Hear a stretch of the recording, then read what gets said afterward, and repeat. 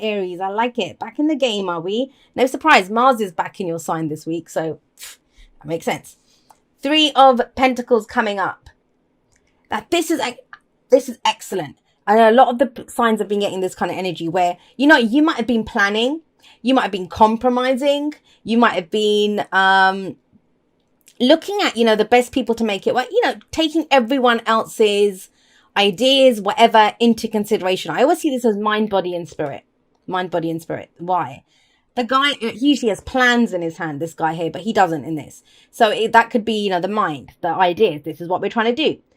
The body is this guy. He's actually physically doing the work, the labor, right?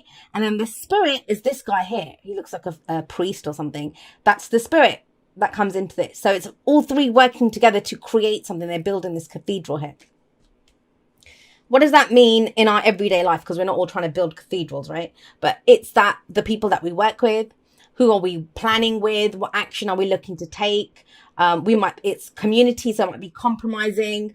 The team that we work with at work, our families, our partners, whatever. It's us coming together to create something, building it together. But have a look at what we've come from. The Hermit. So you have a very clear idea of what you want out of this. Very much so. Very much so.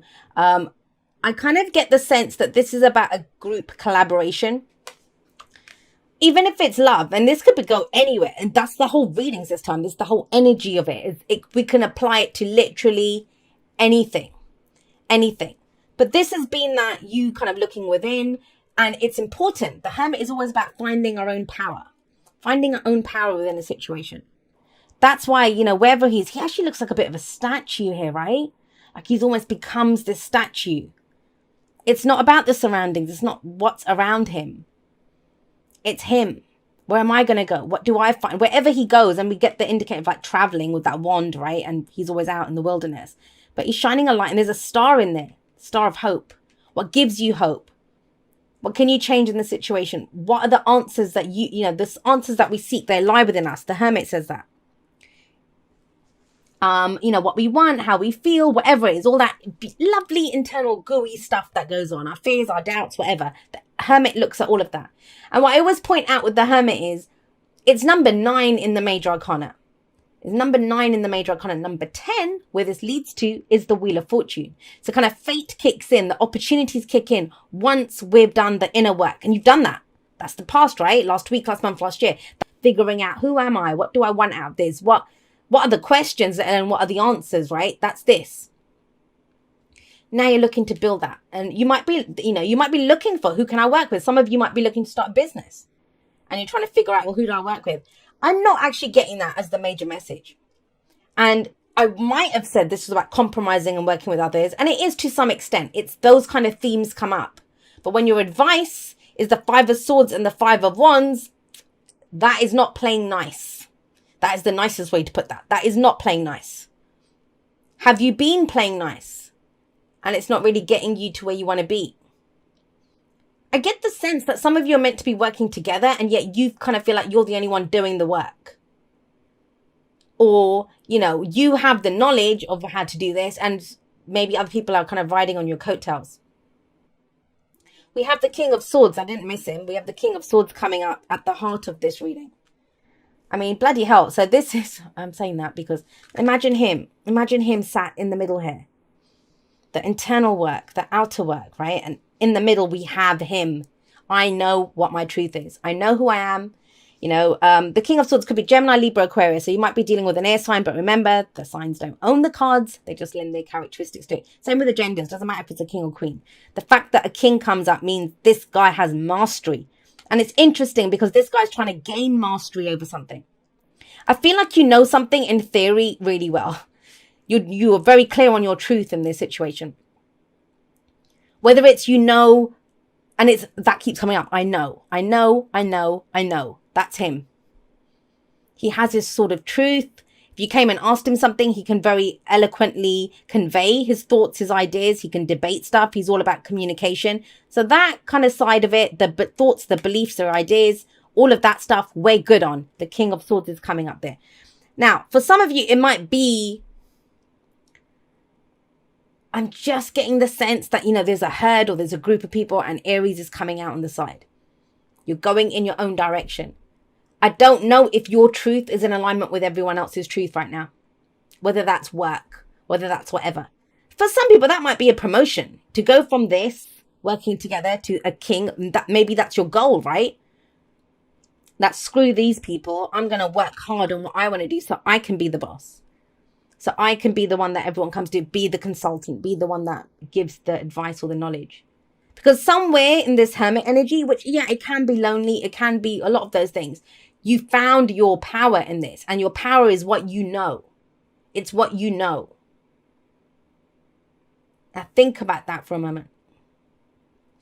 If this is not work, and I don't mean to keep going that direction, I'm just giving the examples for that because we've got this kind of energy coming in. If this is relationship stuff, right? You have a truth now. If this is your everyday life, where you want to live, whatever it is, wherever you apply this energy, do not doubt for 1 second that you don't know what's going on. You know. This combination, this is whole scale, full knowledge coming in here. But where do we apply that physically? That's this. So we have the 8 of Pentacles in the present. The Apprentice card, right? This is about physically doing the work. It's looking down at what's right in front of you and working on that and trying to get it as perfect as possible. I love the 8 of Pentacles in the present. I really do love it in the present. Why? Because he's so in the moment. He's so focused on what he is actually doing. He's not looking around himself. He's not looking at anything else. He's only focused on what he's trying to create. And that is long-term security and stability. But I want to say this. So this is what we know, right? This knowledge, beliefs, ideas, thoughts, whatever. This is the work that we're doing on this. The physical, the practical reality around us. This, the inner work. Where's the dream? Where's the dream? There's a lot of should energy coming in with this. Where's the could? Does that make sense? That I should be doing this, or I should go for that promotion, or I should apply my degree to this, or, I know what the kind of relationship that I want. So I'm going to start dating and I'm going to do all of that. Great. You can build bloody empires with that kind of energy. Or can you? You need a dream to keep you going. And I kind of feel before you get too settled in this energy, I think you're going to get hit with a new dream, a new idea. You're going to look at your options and think, well, think about it. 7 of Cups. He's got all these options in front of him. And this card says to you, which dream is worth pursuing, which dream isn't, which, gives it's implied here that there's more than one dream that you could go after.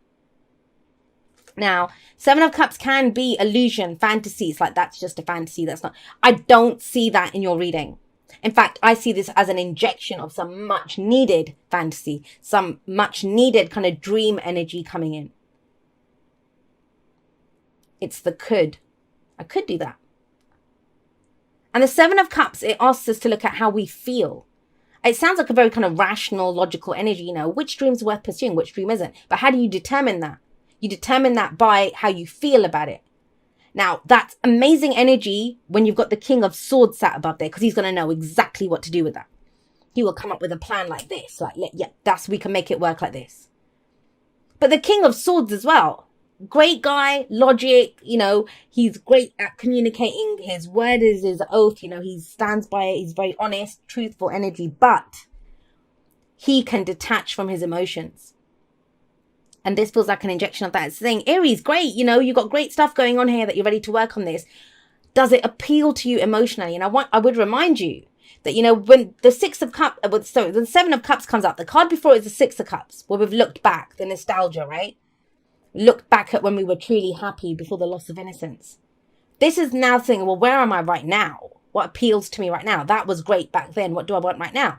And let's not forget, the card that comes after the 7 of Cups is the 8 of Cups, where you're emotionally done with something.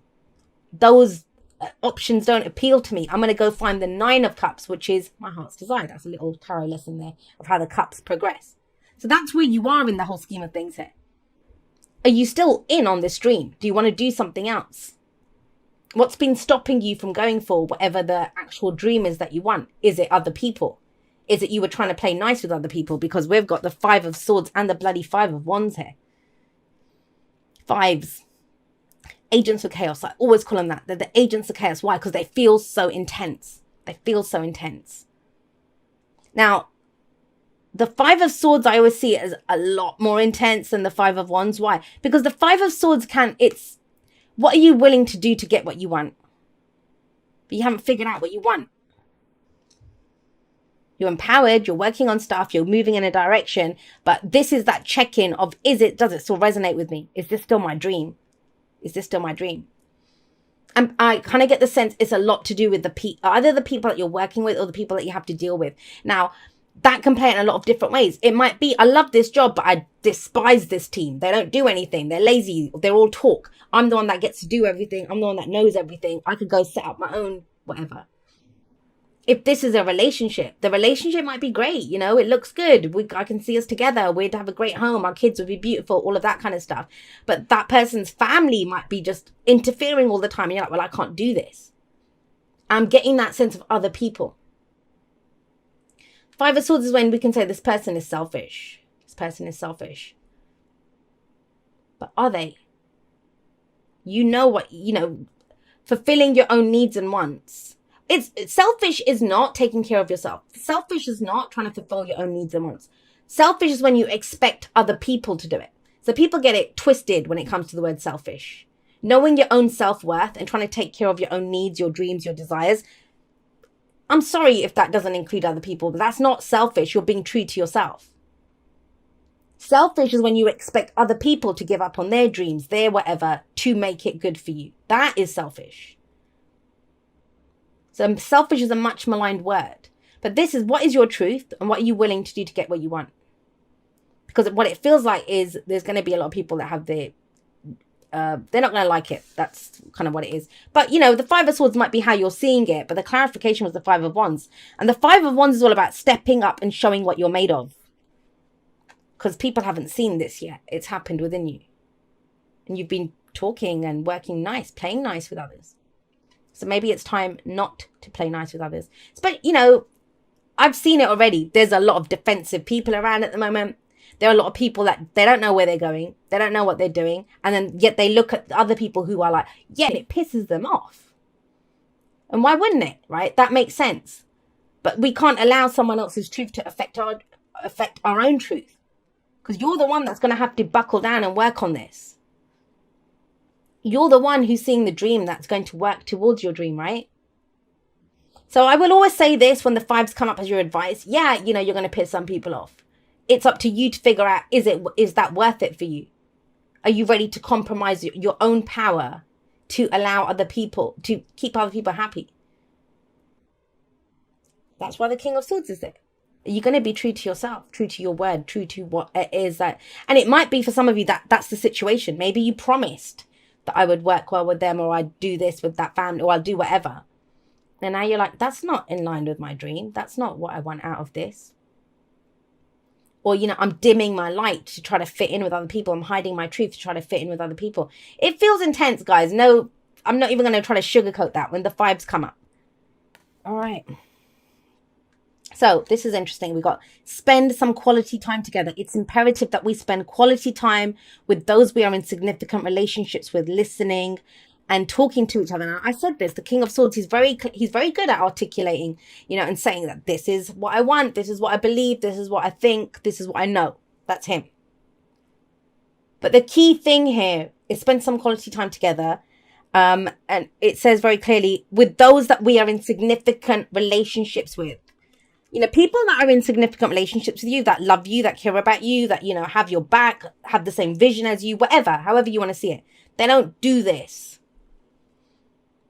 Those are the people. Have you ever had that, when you tell people, you might post something on Instagram or something and it's be like, oh my God, guys, I just hit, I don't know, I can now lift this much at the gym, or I can do whatever. The people, they'll be happy for you because it means something to you. It might mean shit all to them, but they'll be happy for you because it means something to you. Those are your significant relationships. The rest of these people who have oh, well, I don't know if you should be doing that, Aries. And I don't know if are you ready for that? The ones that doubt, the ones that doubt you, those are not significant. I'm sorry to say that. All right, Aries, thank you so much for watching.